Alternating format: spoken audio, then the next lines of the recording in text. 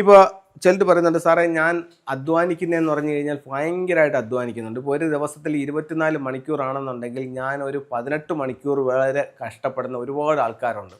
പക്ഷേ എന്നിട്ടും എനിക്ക് അതിൻ്റേതായിട്ടുള്ളൊരു റിസൾട്ട് കിട്ടുന്നില്ല. അല്ലെങ്കിൽ എന്നിലേക്ക് പൈസ വരുന്നുണ്ട്, പക്ഷേ ആ പൈസ എനിക്ക് നിലനിർത്താനോ എനിക്ക് നാളത്തേക്ക് മാറ്റി വയ്ക്കാനോ സാധിക്കുന്നില്ല. അപ്പോൾ അത്തരത്തിൽ എന്തൊക്കെ കാരണങ്ങൾ കൊണ്ടാണ് അത് ചെയ്യാൻ പറ്റാത്തതെന്നുള്ള ഒരു 5 കാരണങ്ങൾ ഞാൻ പറഞ്ഞുതരാം. ഒന്ന്, ഒരു വ്യക്തിയുടെ കുവാ നമ്പറുണ്ട്. കുവാ നമ്പർ എന്ന് പറയുന്നത് ഈ വ്യക്തിയുടെ ഡേറ്റ് ഓഫ് ബർത്ത് അനുസരിച്ച് കിട്ടുന്നതാണ്. അപ്പം 1974 ജനിച്ച ഒരു വ്യക്തിയെ സംബന്ധിച്ചിടത്തോളം ഇദ്ദേഹത്തിൻ്റെ കുവാ നമ്പർ എന്ന് പറയുന്നത് 8 ആണ്. അപ്പം ഈ വീട്ടിലെ ഗൃഹനാഥൻ്റെ കുവാ നമ്പർ 8 ആണ്. ഇദ്ദേഹത്തിൻ്റെ ബെഡ്റൂം സൗത്ത് ഈസ്റ്റ് ഭാഗത്താണ്. ഈ വീടിൻ്റെ സൗത്ത് ഈസ്റ്റ് ഭാഗത്താണ് ഇദ്ദേഹത്തിൻ്റെ ബെഡ്റൂം. ആ സൗത്ത് ഈസ്റ്റ് ഭാഗത്തിൽ ഇയാൾ ഈസ്റ്റിലേക്ക് തലവെച്ചിട്ടാണ് കിടക്കുന്നത് എന്ന് കരുതുക. അപ്പം ഇദ്ദേഹത്തിൻ്റെ ഡേറ്റ് ഓഫ് ബർത്ത് പ്രകാരം ഇദ്ദേഹത്തിൻ്റെ ഭാഗ്യ ദിക്കുകൾ south west, west, north west, north east, ഇത് 4മാണ് ഇദ്ദേഹത്തിൻ്റെ ഭാഗ്യ ദിക്കുകൾ. അപ്പോൾ ഇദ്ദേഹം തലവെച്ച് കിടക്കുന്നത് എങ്ങോട്ടാണ്? കിഴക്കോട്ട് തലവെച്ച് കിടക്കുകയാണ്. അപ്പോൾ വാസ്തുവിൽ പറയുന്നുണ്ട് ഒന്നുകിൽ ഈസ്റ്റിലോട്ടോ അല്ലെങ്കിൽ സൗത്തിലോട്ടോ തലവെച്ച് കിടക്കാൻ പറയുന്നുണ്ട്. പക്ഷേ ഫെങ്ഷുവിൽ അങ്ങനെയല്ല പറയുന്നത്. ഗൃഹനാഥൻ്റെ കുവാ നമ്പർ എടുക്കുക, അദ്ദേഹത്തിൻ്റെ ഭാഗ്യ ദിക്ക് കണ്ടുപിടിക്കുക, ആ ദിക്കിലേക്ക് തലവെച്ച് കിടക്കുക എന്ന് പറയുന്നത്. അപ്പോൾ ഇദ്ദേഹത്തിൻ്റെ ഭാഗ്യ ദിക്കിൽ ഈസ്റ്റ് ഇല്ല. അപ്പോൾ ഇദ്ദേഹത്തിന് ഈ ഭാഗത്തു നിന്നും വരുന്ന എനർജി എന്താണ്? ബാഡ് എനർജിയാണ് വരുന്നത്. അപ്പോൾ ഇദ്ദേഹം എവിടെ കിടക്കണം? പടിഞ്ഞാറോട്ട് തലവെച്ച് ഈ ഭാഗത്ത് കിടക്കണം. ഞാൻ പറയുന്നത് ഫെങ്ഷുയാണ്. അടുത്തത്, ഈ ദിക്ക് ഏത് ദിക്കിലെ റൂമായിരുന്നു? South east. ഈ സൗത്ത് ഈസ്റ്റ് ഇദ്ദേഹത്തിൻ്റെ ഭാഗ്യമുള്ള ഡയറക്ഷനാണോ? അല്ല. ഇദ്ദേഹത്തിൻ്റെ ഭാഗ്യമുള്ള ഡയറക്ഷൻ ഏതൊക്കെയായിരുന്നു? സൗത്ത് വെസ്റ്റും, വെസ്റ്റേൺ, നോർത്ത് വെസ്റ്റേൺ, നോർത്ത് ഈസ്റ്റും. അപ്പോൾ ഈ 4 ദിക്കിൽ എവിടെയെങ്കിലും ഒരു ബെഡ്റൂം ഉണ്ടോ എങ്കിൽ ആ ബെഡ്റൂമിൽ പോയി കിടക്കുക. ആ ബെഡ്റൂമിൽ ഇദ്ദേഹത്തിൻ്റെ ഭാഗ്യ ഡയറക്ഷനിലേക്ക് തലവെച്ച് കിടക്കുക. അപ്പോൾ ഒരു വ്യക്തിയെ നമുക്ക് എങ്ങനെ സെറ്റ് ചെയ്യാന്നുള്ളത് മനസ്സിലായല്ലോ. അത് ഇതിൻ്റെ ഫ്ലൈങ് സ്റ്റാർ വെച്ചിട്ടല്ല ഞാനിത് പറഞ്ഞേക്കുന്നത്, ഇദ്ദേഹത്തിൻ്റെ ലക്കി ഡയറക്ഷൻസ് വെച്ചിട്ടാണ് ഇത് പറഞ്ഞിരിക്കുന്നത്. അപ്പം ഈ ഒരു കാര്യം നോക്കാം. ഇത് ഒരു കാര്യം.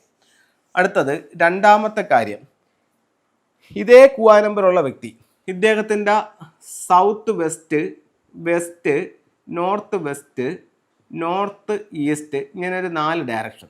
ഈ 4 ഡയറക്ഷനാണ് ഇദ്ദേഹത്തിൻ്റെ ലക്കി ഡയറക്ഷൻ. അപ്പം ഇദ്ദേഹത്തിൻ്റെ വീട്ടിൽ ടോയ്ലറ്റ് ഇരിക്കുന്നത് നോർത്ത് ഈസ്റ്റ് ഭാഗത്താണെന്ന് കരുതുക. ഇദ്ദേഹത്തിൻ്റെ വീട്ടിൻ്റെ ടോയ്ലറ്റ് ഇദ്ദേഹത്തിൻ്റെ വീട്ടിൽ നോർത്ത് ഈസ്റ്റ് ഭാഗത്താണ് ഇരിക്കുന്നത്. അപ്പോൾ ഈ നോർത്ത് ഈസ്റ്റ് ഇദ്ദേഹത്തിൻ്റെ എന്ത് ദിക്കാണ്? സൗഭാഗ്യ ദിക്കാണ്. ഇവിടെ പറയുന്ന സൗഭാഗ്യം എന്താണ്? തൊഴിലാണ് പറയുന്നത്. നോർത്ത് ഈസ്റ്റിലെ തൊഴിലാണ് പറയുന്നത്. അപ്പോൾ നോർത്ത് ഈസ്റ്റിലൊരു ടോയ്ലറ്റ് വരുമ്പോൾ ഈ ദിക്കിൻ്റെ സൗഭാഗ്യം നഷ്ടപ്പെട്ടു. അപ്പോൾ ഇദ്ദേഹത്തിന് ഫലത്തിൽ അത് എന്തുണ്ടാവും? തൊഴിൽ സംബന്ധമായിട്ട് തടസ്സം ഉണ്ടാവും. ഇപ്പോൾ 2 കാര്യങ്ങളായി. ഒന്ന്, ഇദ്ദേഹത്തിൻ്റെ ഗുഡ് ഡയറക്ഷനാണോ ബാഡ് ഡയറക്ഷനാണോ ബെഡ്റൂം. 3 കാര്യങ്ങൾ. ഒന്ന്, ഇദ്ദേഹത്തിൻ്റെ ബെഡ്റൂം വന്നിരിക്കുന്ന സ്ഥലം ഏതാണ്, അത് ഏത് ദിക്കിലാണ്. 2, ഇദ്ദേഹത്തിൻ്റെ ഹെഡിൻ്റെ ഡയറക്ഷൻ എവിടെയാണ്. 3, ഇദ്ദേഹത്തിൻ്റെ ലക്കി ഡയറക്ഷൻസിൽ ടോയ്ലറ്റ് എന്തെങ്കിലും വന്നിട്ടുണ്ടോ. 3 കാര്യങ്ങളായി. അടുത്തത്, 4മത്തെ കാര്യം, ഇദ്ദേഹം കിടക്കുന്ന റൂമിലെ ഫ്ലൈങ് സ്റ്റാർ നമ്പർ ഏതാണ്. ഇദ്ദേഹം ഏതെങ്കിലും ബാഡ് സ്റ്റാറിലാണോ കിടക്കുന്നത്? ബാഡ് സ്റ്റാർ എന്ന് പറയുമ്പോൾ ഏതൊക്കെയാണ്? 52 വരാം, അത് കഴിഞ്ഞിട്ട് 79 വരാം, അത് കഴിഞ്ഞിട്ട് 25 വരാം. അപ്പോൾ ഇത്തരത്തിലുള്ള ഏതെങ്കിലും ഒരു സ്റ്റാറിലാണോ ഇദ്ദേഹം കിടക്കുന്നത്? അപ്പോൾ 4 കാര്യങ്ങളായി. അതിൻ്റെ ഫ്ലൈങ് സ്റ്റാർ നമ്പറായി.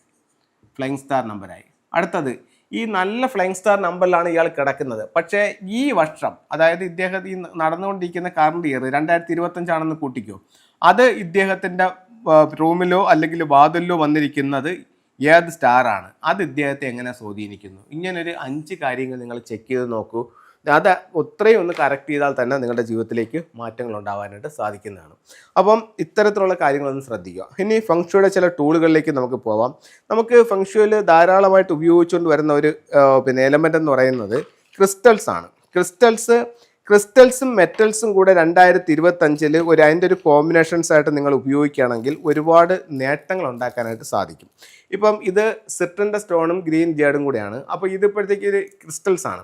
അപ്പോൾ ഇത് നിങ്ങൾ ഇതുപോലുള്ള ഒരു സിൽവറിൽ നാച്ചുറൽ ഒരു ഒറിജിനൽ സിൽവറിൽ നിങ്ങളിത് കെട്ടിയിടുകയാണെങ്കിൽ ഇവിടെ എന്ത് സംഭവിച്ചു? മെറ്റൽ എനർജിയുമായി എർത്ത് എനർജിയുമായി. അപ്പോൾ ഇത് നിങ്ങളുടെ ശരീരത്തിൽ ധരിക്കുമ്പോൾ ഒരുപാട് നല്ല റിസൾട്ട് ഈ 2025 നിങ്ങളെ തേടി വരും. അത് കഴിഞ്ഞിട്ട് നിങ്ങളുടെ കലഹങ്ങൾ ഒഴിവാക്കാൻ 2025 കലഹങ്ങൾ ഒഴിവാക്കാൻ വേണ്ടിയിട്ട് നിങ്ങളുടെ നോർത്ത് വെസ്റ്റ് ഭാഗത്ത് ഫയർ ബോൾ ഉപയോഗിക്കാം. അതുപോലെ തന്നെ ടോട്ടൽ ലോസ് ഒഴിവാക്കാൻ വേണ്ടിയിട്ട് നിങ്ങളുടെ നോർത്ത് ഈസ്റ്റ് ഭാഗത്ത് 5 എലമെൻറ്റ് പഗോഡ ഉപയോഗിക്കാവുന്നതാണ്. അപ്പം 2025 എല്ലാ സൗഭാഗ്യങ്ങളും ഉള്ളൊരു വർഷമായി ഭവിക്കട്ടെ എന്ന് പ്രാർത്ഥിച്ചുകൊണ്ട് നിർത്തുന്നു. നന്ദി.